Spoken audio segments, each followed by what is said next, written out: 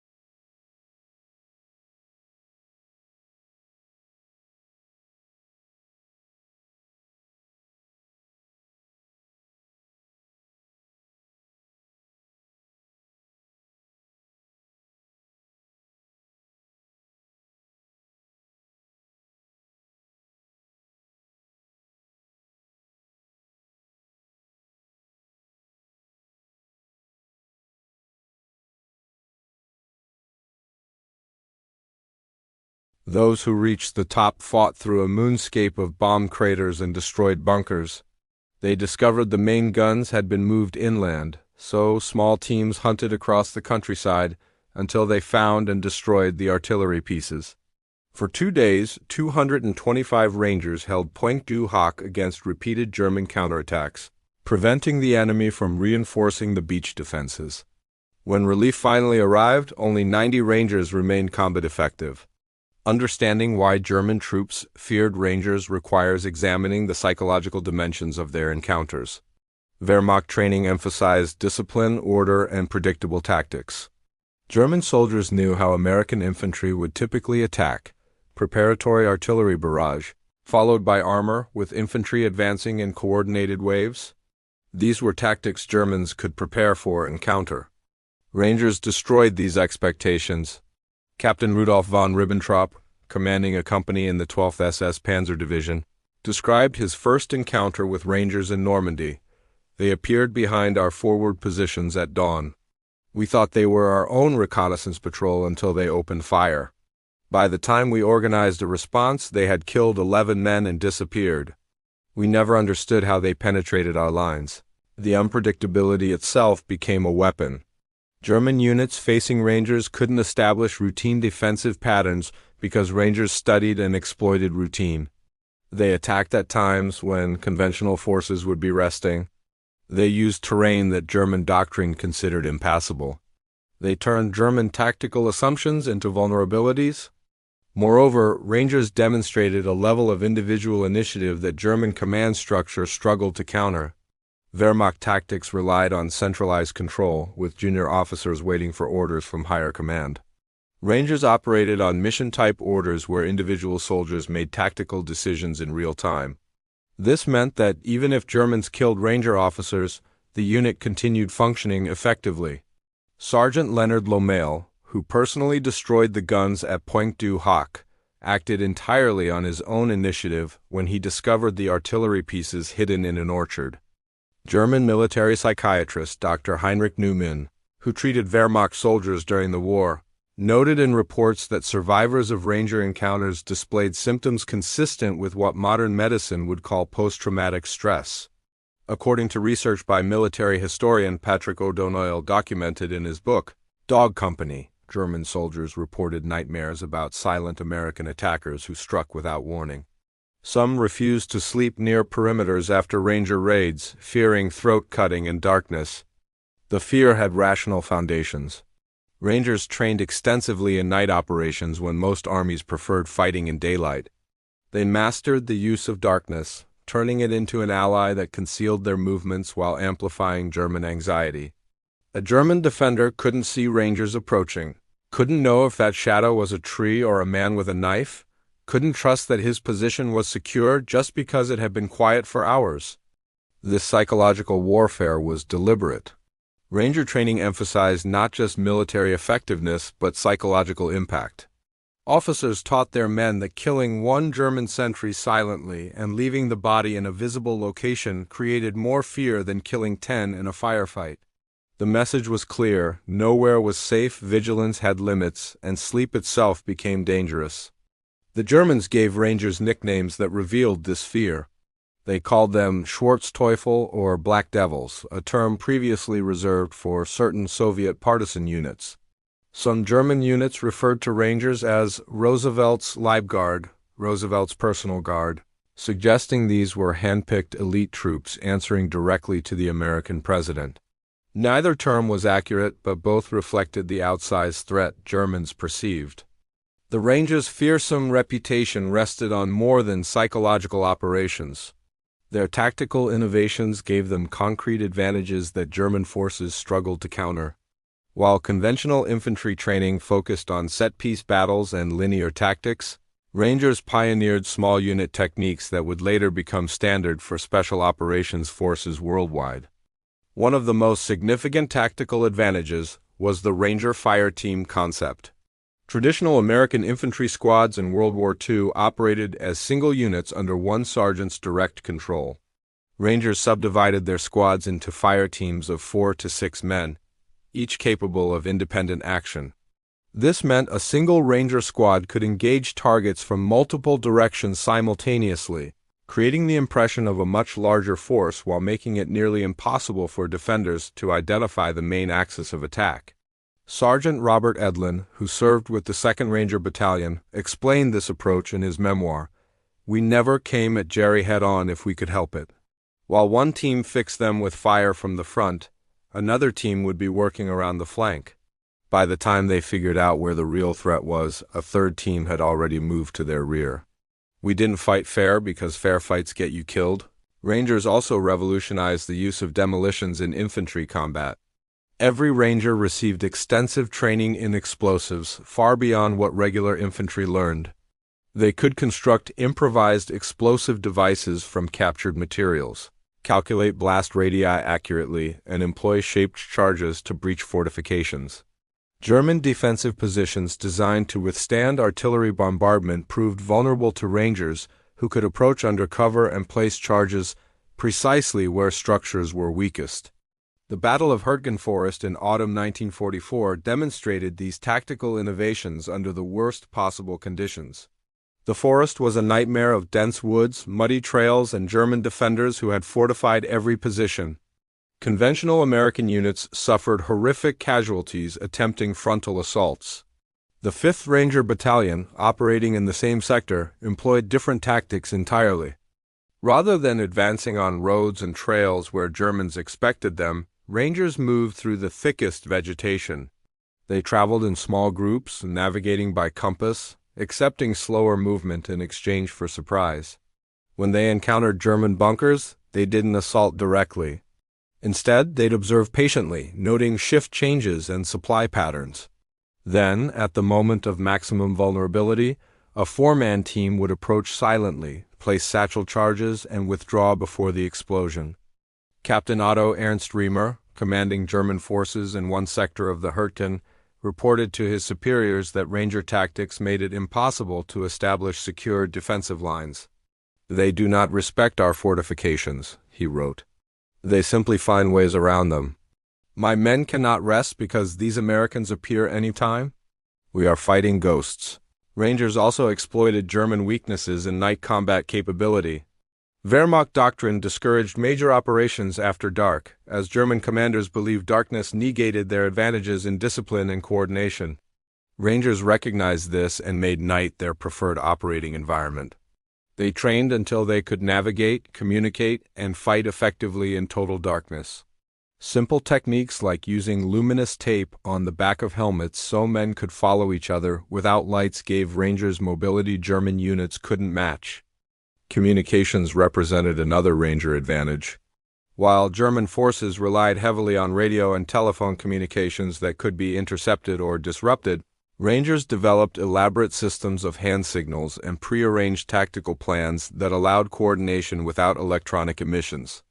This made them nearly impossible to detect through signals intelligence and allowed them to maintain surprise even when German listening posts were active. Beyond tactics and training, the Rangers' effectiveness stemmed from the quality of men who wore the Ranger tab. The selection process was deliberately brutal, designed to identify not just physical capability, but psychological resilience and moral character. Understanding what made someone a successful Ranger helps explain why they proved so formidable against German forces. Volunteer status was mandatory. Unlike the draft-driven composition of regular infantry units, every single Ranger actively chose to pursue the most dangerous assignments in the American military. This self-selection created units filled with men who possessed intrinsic motivation that couldn't be broken by hardship or fear. They weren't fighting because they had to. They were fighting because they chose to, and that distinction manifested in combat performance. Private First Class Jack Kuhn, who served with the 2nd Ranger Battalion from Normandy through Germany, explained the mentality. "We knew what we were getting into. They told us straight up that Rangers would get the worst missions, take the highest casualties, and receive the least recognition. And still, men lined up to volunteer.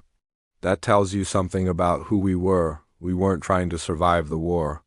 We were trying to win it, and we didn't care what that cost us personally." The Rangers attracted a particular type of individual. Many came from rural backgrounds where hunting and outdoor skills were part of daily life. Others were former athletes who thrived on competition and physical challenge. Some were immigrants or sons of immigrants eager to prove their American identity through service. A significant number were college-educated, unusual for enlisted men in World War II, bringing analytical thinking to tactical problems. Leadership quality particularly distinguished Ranger units. Officers like William Darby, James Rudder, and Leonard Lomail led from the front, never asking their men to take risks they wouldn't accept themselves. German prisoners frequently commented on this after capture.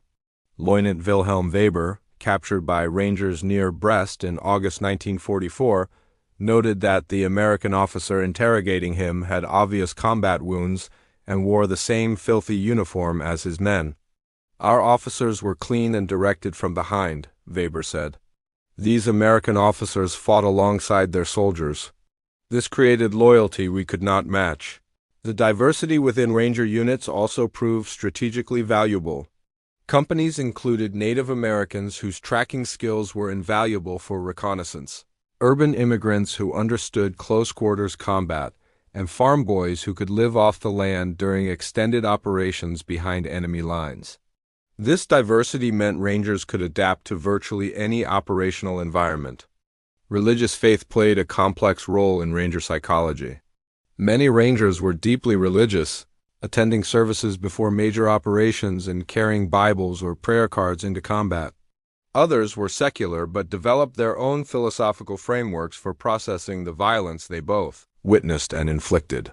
Chaplain Joseph Lacey, who served with the 5th Ranger Battalion, observed that Rangers rarely prayed for survival. Instead, they prayed for courage and that their deaths, if they came, would serve a larger purpose. This moral framework allowed Rangers to process the brutal nature of their work without losing humanity. They understood they were killers, but they contextualized that killing within the larger framework of defeating fascism. German soldiers who survived Ranger attacks often noted that once combat ended, Rangers treated prisoners with unexpected decency. Lieutenant Hans Schmidt, captured at Point du Hoc, recalled that the Rangers who had been trying to kill him minutes earlier shared their water and dressed his wounds once he surrendered. Several specific battles crystallized the German fear of Rangers, creating a legend that preceded Ranger units wherever they deployed. These actions demonstrated not just tactical proficiency, but a level of determination that seemed to transcend normal military capability. The assault on Point du Hoc has been examined, but its psychological impact on German forces deserves deeper exploration. Oberstleutnant Teichert, commanding the German garrison in the area, reported to his superiors that the Americans who scaled the cliffs were either insane or the finest soldiers we have yet encountered. The fact that Rangers succeeded in an assault German planners considered impossible fundamentally altered Wehrmacht perception of American capabilities. Perhaps more significant was the Ranger action at Pointe de la Percée during the Normandy campaign. On June 9, 1944, Company C of the 2nd Ranger Battalion encountered a fortified German position blocking the advance inland from Omaha Beach. Rather than wait for armor support, Captain Ralph Göransson led his 70-man company in a direct assault against a reinforced German company supported by machine guns and mortar. The battle lasted 4 hours. Rangers infiltrated along a hedgerow, using the terrain to approach within grenade range before opening fire. When German defenders recovered and established a defensive line, Rangers shifted tactics, with one squad fixing German attention, while others maneuvered to flanks.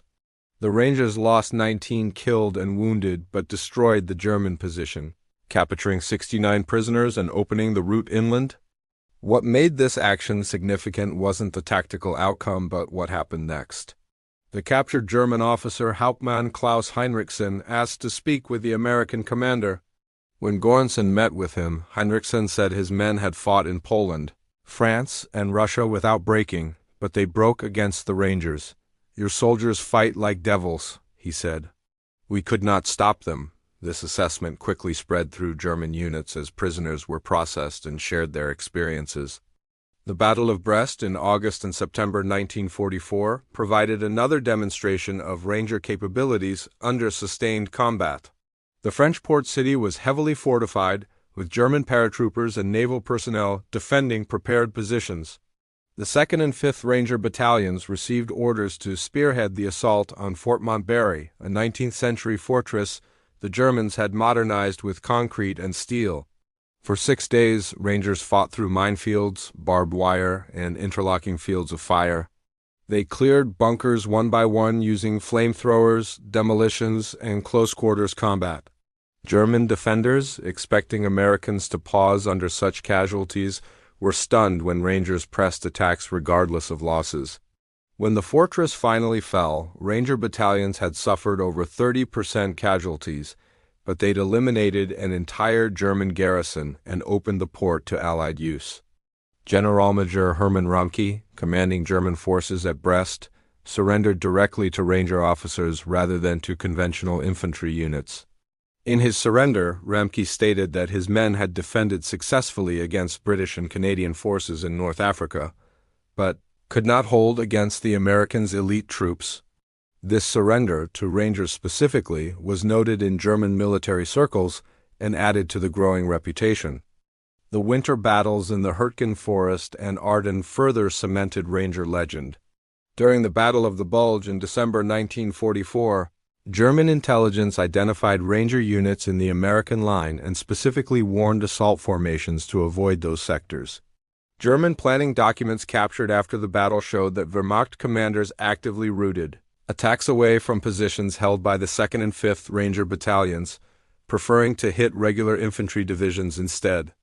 The fearsome reputation Rangers earned came at a terrible price. The casualty rates for Ranger battalions far exceeded those of conventional infantry units, with some companies experiencing over 200% casualties when replacements were factored in. Understanding this cost provides essential context for why German troops feared Rangers, they were dangerous because they were willing to accept death in pursuit of their objectives. The 1st Ranger Battalion's destruction at Cisterna has been mentioned, but the human cost deserves fuller examination. Of the 767 Rangers who moved forward that January night in 1944, only 6 escaped death or capture. Among those captured, many wounded died in German hospitals due to inadequate care. Others spent the remainder of the war in prisoner camps where they faced particular hardship because German guards, having heard of Ranger reputation, treated them more harshly than other prisoners. Sergeant Thomas Sullivan, one of the few survivors, kept a diary that was later published. His entries from early 1944 reveal the psychological burden Rangers carried. "Every man in this outfit knows he's going to die," Sullivan wrote. "We don't talk about it, but we know. The only question is whether we'll die well, whether our death will matter. That's what keeps us going, not hope of survival, but hope that our sacrifice won't be wasted." Medical records from Ranger units reveal the physical toll of their operations. Rangers suffered higher rates of frostbite, trench foot, and exposure injuries than regular infantry because their missions often required remaining in forward positions without relief. They experienced more knife and bayonet wounds from close-quarters combat. The psychological casualties were also significant, though less documented given the era's understanding of combat stress. Captain Walter Block, a battalion surgeon with the 5th Rangers, noted in his memoir that he treated Rangers for symptoms that today would be recognized as traumatic brain injury from repeated exposure to explosions, post-traumatic stress from sustained combat, and moral injury from the violence they both witnessed and inflicted. "These men pushed themselves past normal human limits," Block wrote. The cost was paid in broken bodies and damaged psyches, though they'd never admit it. The replacement system couldn't keep pace with Ranger casualties. While regular infantry divisions received replacements that maintained unit strength, Ranger battalions often operated significantly under strength. By the time the 2nd Battalion reached Germany in early 1945, it fielded barely 300 men, half its authorized strength. These survivors carried the knowledge that they'd outlived hundreds of their brothers, a burden that manifested in various ways. Yet despite horrific casualties, Rangers maintained effectiveness. This puzzled German commanders who expected American units to deteriorate under such losses. The explanation lay in how Rangers integrated replacements. New men weren't simply assigned to fill vacancies. They were absorbed into fire teams where veterans trained them in actual combat conditions. A replacement might arrive at the front and within hours participate in a raid alongside Rangers who'd been fighting since North Africa or Normandy. This continuity of experience created institutional knowledge that persisted despite individual casualties. Techniques for clearing bunkers, methods for navigating in darkness, approaches to prisoner interrogation, these skills transferred from veteran to replacement in an ongoing process. German units, by contrast, often lost their effectiveness when experienced personnel became casualties, as their more rigid training system couldn't replicate the learning that occurred in combat. The psychological resilience that allowed Rangers to continue functioning despite losses stemmed partly from their selection process, but also from the bonds they formed. Historians have documented that Ranger companies developed almost familial relationships, with men viewing their units as chosen families. This created powerful motivation to continue fighting even after horrific losses, because they fought not for abstract concepts but for their brothers beside them. The Rangers' impact on German military thinking extended beyond World War II and influenced Cold War military doctrine on both sides. Soviet military theorists studied Ranger tactics when developing Spetsnaz units. German military officers, including many former Wehrmacht personnel who later served in the Bundeswehr, incorporated lessons learned from fighting Rangers into new training programs. The American military itself transformed Ranger innovations into standard infantry doctrine over the following decades. Historical documents captured after the war revealed the extent of German preoccupation with Ranger units. Wehrmacht intelligence files contained detailed profiles of Ranger battalions, tracking their movements, estimating their strength, and attempting to predict their employment. These files devoted more attention to Rangers than to entire American divisions, suggesting German command viewed them as strategic rather than merely tactical assets. Post-war interviews with German veterans consistently highlighted Rangers as the most formidable American ground troops they encountered. General Oberst Kurt Student, founder of German airborne forces, stated in 1952 that Rangers fought with the spirit of Fallschirmjäger, but with better equipment and support. This, comparison to German paratroopers considered the Wehrmacht's elite, represented the highest praise a German officer could offer. The statistical record supports veteran assessments. Ranger battalions, though representing less than 1% of American ground forces in Europe, participated in operations that achieved disproportionate strategic results. The destruction of artillery at Pointe du Hoc prevented German fire on the Normandy beaches during the critical first hours. Ranger actions at Cisterna, despite ending in disaster, drew German reserves away from the main Anzio beachhead. Ranger operations in the Hürtgen forest created gaps in German lines that conventional forces exploited. Academic historians have debated whether the Ranger concept represented efficient use of military resources. Some argue that concentrating the best personnel in elite units deprived regular formations of leadership and capability. Others contend that Rangers achieved objectives impossible for conventional forces, making them strategically essential. The consensus among military historians is that Rangers proved their value, but that their success depended on proper employment, using them for special operations rather than as regular infantry. The human cost raises moral questions that historians continue to examine. Was it ethical to create units essentially designed to accept higher casualties? Did the selection process that identified men willing to take such risks exploit their courage? These questions have no easy answers, but they're essential for understanding the complete Ranger story. What remains undisputed is that German troops feared Rangers more than other Allied units because Rangers represented something unique on the Western Front. They combined elite selection, intensive training, tactical innovation, and psychological warfare into a force multiplier that exceeded their numerical strength. They fought with determination that seemed to transcend normal human limits, and they did so consistently from North Africa through the final battles in Germany. The Rangers' legacy lives on in modern special operations forces worldwide. Techniques they pioneered: small unit tactics, night operations, integrated fire teams, mission-type orders, became standard practice. The Ranger tradition continues in the United States Army's 75th Ranger Regiment, whose members train at the same difficulty level that made their World War II predecessors so formidable. For the German soldiers who faced them, Rangers remained vivid memories decades after the war. In interviews conducted in the 1980s and 90s, elderly German veterans still spoke of Rangers with a mixture of respect and remembered fear. They recalled the distinctive way Rangers moved, the silence of their approaches, the ferocity of their assaults. One veteran, Heinz Werner, captured the essence in an interview conducted 50 years after the war. "We feared the Rangers because they were like us at our best, but they were also like nothing we had ever seen. They were soldiers who had chosen to become weapons, and they never broke, no matter what we did to them." This ultimately explains why German troops feared the United States Army Rangers more than other Allied units. Rangers represented the perfection of military capability combined with unbreakable will. They were the embodiment of America's commitment to victory regardless of cost. And in the brutal arithmetic of war, that combination proved unstoppable.